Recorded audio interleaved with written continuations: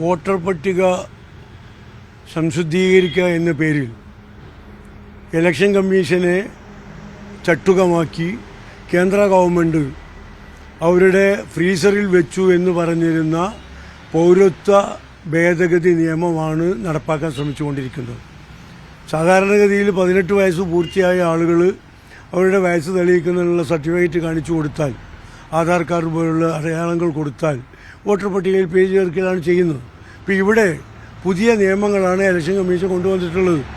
987 July 1 മുതൽ ജനിച്ചവരാണെങ്കിൽ ഇന്ന റെക്കോർഡുകൾ, 2004 ജൂലൈ 1 മുമ്പാണെങ്കിൽ വേറെ റെക്കോർഡുകൾ, മാതാപിതാക്കളുടെ ജനന സർട്ടിഫിക്കറ്റുകൾ, ഇതൊക്കെ ഹാജരാക്കണം എന്നുള്ള നിയമമാണ്. 5 പ്രധാനപ്പെട്ട ചോദ്യങ്ങൾ, തെളിവുകളടക്കം, രേഖകളടക്കം ഹാജരാക്കാനാണ് ഇപ്പോൾ ഈ വോട്ടർ പട്ടിക സംശുദ്ധീകരണം SIR എന്ന പേരിൽ കൊണ്ടുവന്നിട്ടുള്ള ഈ നിലപാടുകൾ വ്യക്തമാക്കുന്നത്.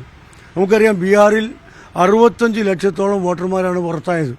മഹാരാഷ്ട്രയിലും ഹരിയാനയിലും അവിഹിതമായ വിജയം BJP നേടിയത് ഇതുപോലെ അർഹരായ വോട്ടർമാരെ വോട്ടേഴ്സ് ലിസ്റ്റിൽ നിന്ന് പുറത്താക്കിയിട്ടാണ്. ആ പ്രക്രിയയാണ് കേരളത്തിലേക്ക് കൊണ്ടുവരുന്നത്.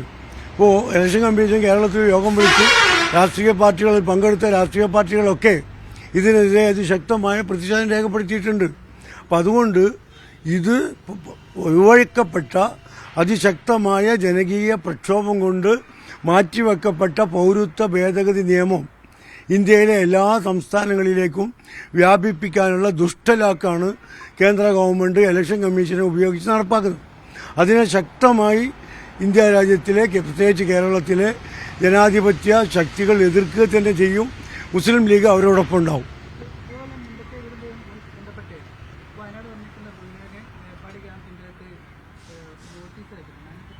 അതൊക്കെ സ്വാഭാവികമായ നടപടിക്രമങ്ങളാണ്.